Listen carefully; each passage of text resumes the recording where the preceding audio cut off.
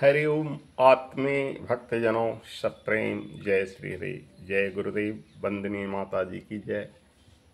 जय वेद माता गायत्री। श्री गुरु चरण कमले भ्यो नमः। श्री गुरु चरण कमलों में सादर प्रणाम। बंदहु गुरुपद पदुम परागा, सुरुचि सुवास सरस अनुरागा। आज हम बताने जा रहे हैं पूज्य गुरुदेव की वाणी। सत्ययुग आएगी, तो उसी परिप्रेक्ष्य में हम उसी बात पर चर्चा करते हैं। गायत्री मंत्र की प्रचंड शक्ति लाएगी सत्ययुग। जी हाँ, गायत्री मंत्र की प्रचंड शक्ति ही सत्ययुग लाएगी और कलयुग की समाप्ति होगी। इसमें कोई संदेह नहीं। बहुत लोग आपको बहकाएंगे, फुसलाएंगे कि कलयुग तो बहुत दूर है, अभी तो वह एक चरण भी भोग नहीं किया है। तो ऐसा सोचो, सतयुग चारों चरण भोग करता है, त्रेता 3 चरण, द्वापर 2 चरण, कलयुग 1 चरण ही भोग करेगा। भले ही वह वर्षों अभी बाकी है, परंतु धीरे धीरे सतयुग की झलक मिल रही है आपको।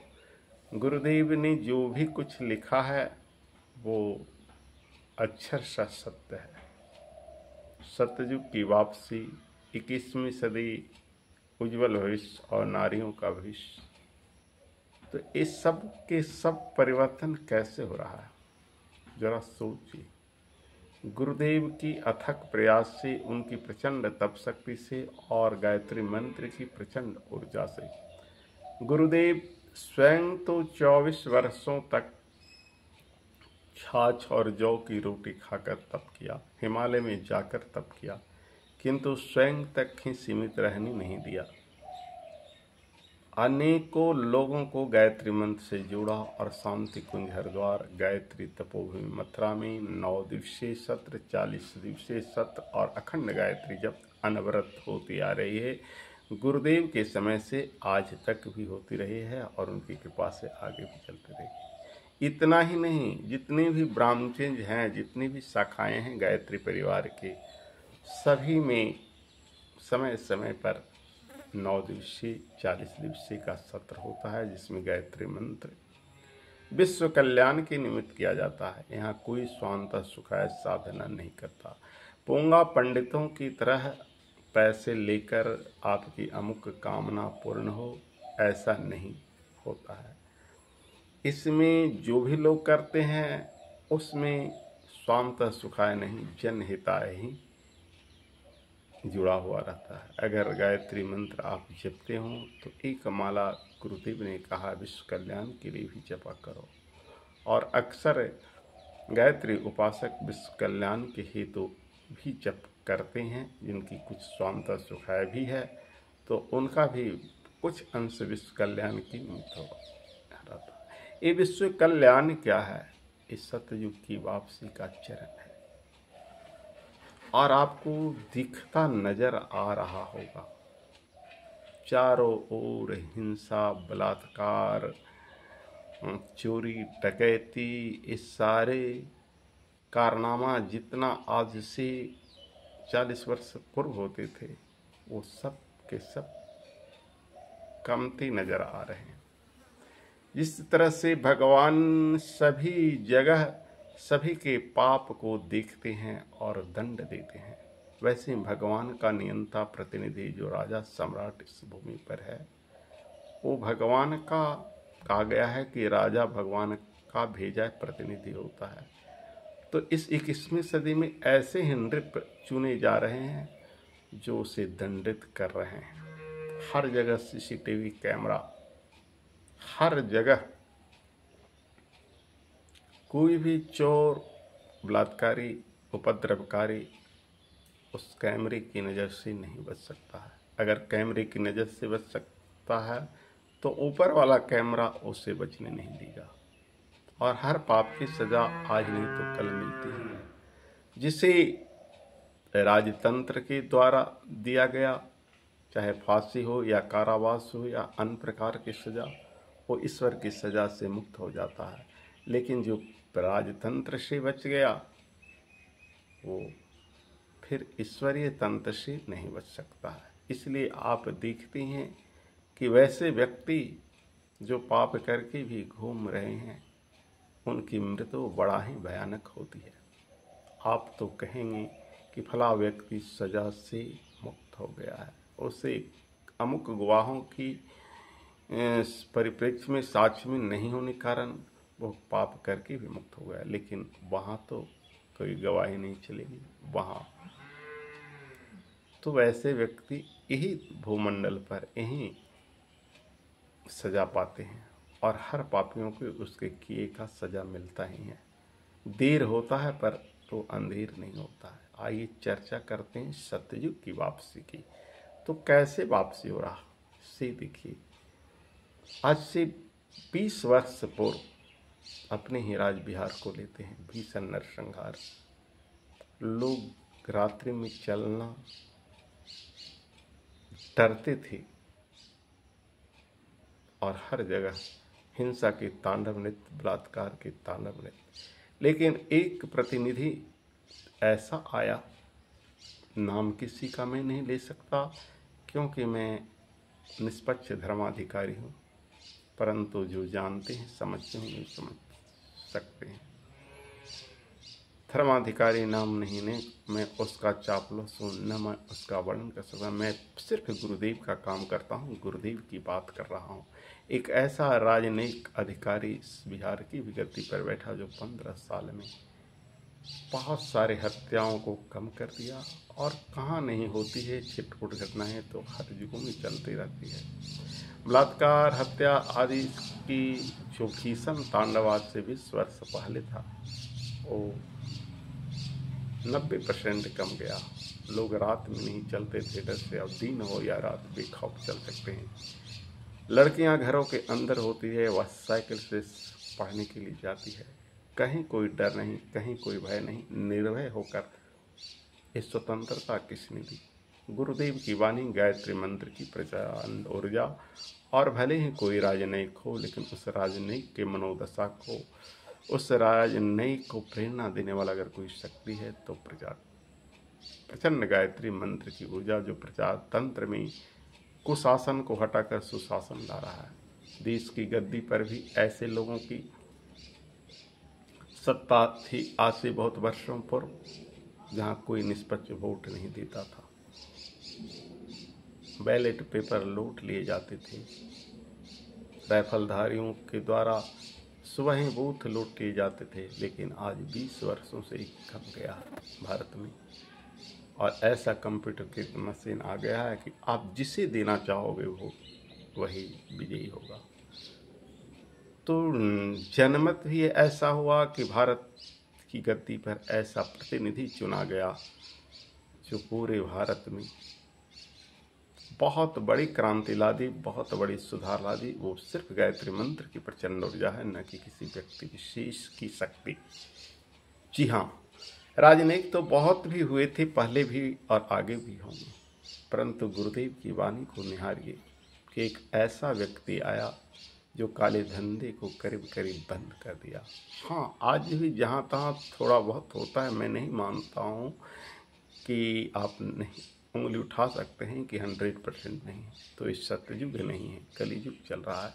सतयुग की वापसी हो रही है। सतयुग की वापसी का जब कोई अच्छे व्यक्ति आपके घर में आता है, लाख घर में कूड़ा कादान होता है, फिर भी इस ढंग से सजाया जाता है उसके आने के लिए। तो वैसे ही सतयुग की वापसी होने के लिए ये प्रजातंत्र, ये राजतंत्र, जो भी शासन तंत्र है, उसमें सुधार हो रहा है। भ्रष्टाचार पर बिल्कुल नियंत्रण तो नहीं, लेकिन बहुत मात्रा में नियंत्रण हो रहा है। पहले कोई भी अधिकारी ऑफिस नहीं जाता था और ऐसे ही हाजिरी बना दिया जाता था, परंतु आधार कार्ड अंकित करवाने से अब वो अब्सेंटी, अनुपस्थिति में उपस्थिति असंभव हो गया है।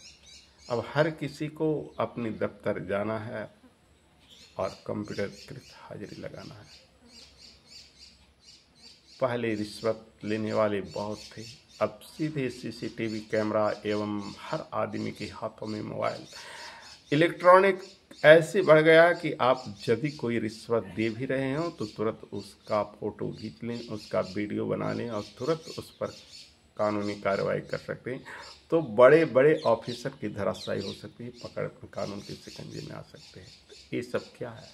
एक कंप्यूटर कृत युग भी गुरुदेव की कहा हुआ सतयुग की वापसी की लक्षण है।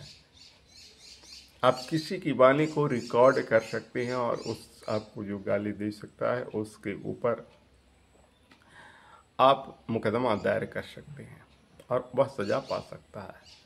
तो आज सीसीटीवी कैमरा, हर हाथ में मोबाइल, हर तरह से क्राइम को धीरे धीरे कम करते जा रहा है। इस सतयुग की वापसी सिर्फ गायत्री मंत्र की प्रचंड ऊर्जा से संभव है, किसी अन्य साधन से नहीं। इतना ही नहीं, बरसों ही नहीं शताब्दियों राम मंदिर को स्वतंत्र कराने के लिए उस समय से लेकर आज तक कोई सत्ताधीश सफल नहीं हुए, परंतु वर्तमान सत्ताधीश सफल हुए। यह गायत्री मंत्र की प्रचंड ऊर्जा की करामत है और कुछ नहीं। और इतना ही नहीं, सिर्फ अयोध्या ही नहीं, और जो भी बाकी हैं, अयोध्या तो एक झांकी है, काशी मथुरा बाकी है। ये नारा भी सत्य होगा। अयोध्या तो एक झांकी है, काशी मथुरा बाकी है। अयोध्या को जब पूर्ण किया उन्होंने, तो काशी मथुरा को भी पूर्ण करेंगे। ये प्रचंड विश्वास रखो। गायत्री मंत्र की प्रचंड ऊर्जा से हो रही है। गुरुदेव का कथन सत्ययुग की वापसी सत्य हो रहा है। जहाँ भी हमारे ऊपर जो गुलामी पना था, अंग्रेज तो चला गया, लेकिन उन इस्लामियों का जो गुलाम जो मस्जिद बना दिए गए हैं मंदिरों को उठाकर, वो भी सब दिन नहीं रहेगा। और शीघ्र सनातनी परचम केसरिया ध्वज पूरे विश्व पर फहराएगा। ये सिर्फ मेरे गुरुदेव की भविष्यवाणी के साथ साथ उसी अंग्रेजों का देश में जन्मा कीरों की भी भविष्यवाणी है कि हिंदू धर्म पूरे विश्व पर छा जाएगा।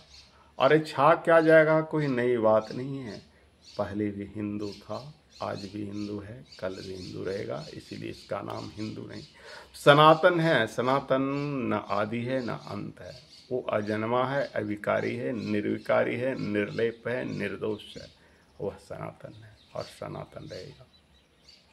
अगर कहीं जातिवाद, दंगा फसाद, संप्रदायवाद अगर कहीं देख भी रहे हैं, तो वैसे कुकृत्य वाले लोगों को इसी बहाने से मिट जाना है। आपस में लड़ते हुए बुरे लोग को जाना है, क्योंकि पापियों का मृत्यु का कई कारण होता है।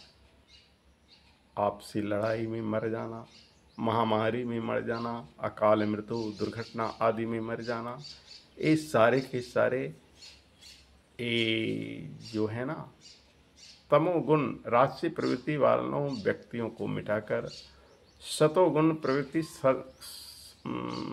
सतोगुण व्यक्ति को लाने का एक आयाम है। इसलिए आप यह न कर सकते हैं कि सतयुग नहीं आएगा। सतयुग आएगा। गायत्री मंत्र की प्रचंड शक्ति अभी भी घरों में, हर घरों में गायत्री मंत्र नहीं गूंज रहा है, इसलिए थोड़ा बहुत कमी है। जिस दिन जन जन के कंठ से गायत्री मंत्र गूंजना शुरू हो जाएगा, अभी 90% गायत्री मंत्र हर जगह, देश विदेश हर जगह लोग जान गए हैं, परंतु फिर भी 10% लोग बाकी हैं। अगर वो भी पूरे हो जाएंगे तो गायत्री मंत्र एक परमाणु बम है, प्रचंड परमाणुविक शक्ति है। इसकी परमाणुविक ऊर्जा, प्रचंड ऊर्जा पूरे वातावरण को हिला कर रख देगा। ऐसा वैज्ञानिकों ने भी साबित किया, ऐसा अपनी आंखों से आप देख रहे हैं, अनुभव कर रहे हैं। जहाँ गायत्री मंत्र जपा जाता है, वहाँ से दुष्प्रवृत्तियाँ, बुरे विचार स्वतः खत्म हो जाते हैं। गायत्री मंत्र सद्बुद्धि का मंत्र है। इसमें ईश्वर से शुद्ध बुद्धि मांगा गया है, सन्मार्ग पर प्रेरित किया गया है। इसलिए अगर नहीं जानते होंगे तो गायत्री मंत्र का अर्थ जान लें। ओम परमात्मा, परमात्मा यानी विष्णु। गायत्री मंत्र देवी का मंत्र है, ऐसा नहीं। गायत्री देवी भी है और देवता भी। गायत्री विष्णु है, विष्णु का मंत्र है। वो प्राण स्वरूप, यानी जो सभी का प्राण हो, वह दुख नाशक, दुख दूर करने वाला, स्व सुख स्वरूप, तत् माने उस परम पिता को दर्शाया गया है। सवितु यानी तेजस्वी। कैसा तेजस्वी हो विष्णु, जो प्रत्यक्ष सभी को नारायण सूर्य के रूप में दिखते हैं। सूर्य को नारायण कहा गया है। वो नारायण एक रूप से जन जन में व्याप्त हैं, दूसरे रूप में वो क्षीर सागर में हैं और मूल रूप से सौर मंडल में सूर्य बनकर चमक रहे हैं। तो इसलिए गायत्री मंत्र में सविता की वंदना किया गया। बरेण्यम यानी श्रेष्ठ, भर्गो यानी पाप को मिटाने वाला। गायत्री मंत्र की प्रचंड ऊर्जा जपने वाले का पाप मिटा देता है, आस पास की पाप संताप को दूर कर देता है। दिवस यानी दिव, दिव कहते हैं डिवाइन, जो अलौकिक शक्ति है वो धारण करता है, स्वयं में भी वातावरण को भी पवित्र बना देता है। तो वो धीम ही धारण करें, यानी उस सद क्या धारण करें, तो धियो यानी सद्बुद्धि, अच्छे बुद्धि को धारण करें। तो अच्छे बुद्धि को धारण करें, यो माने जो, न माने हमारी, प्रचोदयात माने प्रेरित करे। तो अच्छी बुद्धि कहाँ प्रेरित करेगा, सन्मार्ग पर प्रेरित करेगा। बुरी बुद्धि नाश को ले जाएगा। जब नाश मनुष्य पर छाता है, पहले विवेक मर जाता है। जिनका भी नाश हुआ है उनकी बुद्धि भ्रष्ट कर दी गई है, उनकी बुद्धि नाश हो गई है। जैसे रावण की बुद्धि मारी गई, कंस का बुद्धि मारा गया, शिशुपाल का बुद्धि मारा गया, इसी तरह से मानवों में भी जिनकी विनाश का कगार आता है वो उसका बुद्धि भ्रष्ट हो जाता है। इसलिए गायत्री मंत्र जपो, आपकी बुद्धि भ्रष्ट नहीं होगी, क्योंकि गायत्री मंत्र का भावार्थ है उस प्राण स्वरूप, दुख नाशक, सुख स्वरूप, श्रेष्ठ, तेजस्वी, पापनाशक, दिव्य स्वरूप परमात्मा को हम मंत्रात्मा में धारण करें। वह परमात्मा हमारी बुद्धि को सन्मार्ग पर प्रेरित करें। बुरे लोगों की बुद्धि को पहले विनाश किया जाता है, तब उसका सर्वनाश हो जाता है। इसलिए 10 महाविद्या में बगलामुखी का प्रधान मंत्र है ओम हिलिंग बगलामुखी सर्वदुष्टानाम वाच्यम मुखम पदम स्तंभे जीवाम कीले कीले बुद्धि विनाशाय हिलिंग ओम। इसका अर्थ होता है ही बगलामुखी, उस दुष्ट को, सर्वदुष्टानाम सारे दुष्टों के, वाचम माने वाणी, मुखम माने मुख, पदम माने पैर को स्तंभित कर दो और उसके बुद्धि को विनाश कर दो। जब शत्रु का नाश होना होता है तो इस मंत्र का जप इसलिए किया जाता है कि जब तक उसकी बुद्धि उसमें बनी रहेगी तब तक उसका विनाश नहीं होगा। इसलिए बुद्धि की प्रधानता सबसे है। बुद्धि का एक नाम श्रेष्ठ बुद्धि का प्रज्ञा कहा गया है, और बुद्धि के कारण ही सरस्वती गणेश की पूजा सबसे पहले होती है। गायत्री मंत्र बुद्धि देने का मंत्र है, सद्बुद्धि सन्मार्ग पर प्रेरित करने का मंत्र है। इसलिए गायत्री मंत्र को अनिवार्य रूप से कंपलसरी से जपें, चाहे जिस भी देवी देवता का उपासना करें, गायत्री मंत्र प्रथम जपें। गायत्री मंत्र जपने के बाद ही अनुपासना आपका बहुगुणित फलदायी हो जाएगा, अनुपासनों में भी उसकी पावर बढ़ जाएगी। तो आज इन्हीं बातों के साथ हम अपनी वाणी यहीं विराम देते हैं। आपको यह वीडियो कैसा लगा कमेंट बॉक्स में ज़रूर बताएंगे। जय गुरुदेव, जय वंदे माता जी, जय गायत्री माता लिखेंगे, ताकि उनकी अलौकिक कृपा आप पर बरसती रहे जैसे हम पर बरस रही है। हरिओम।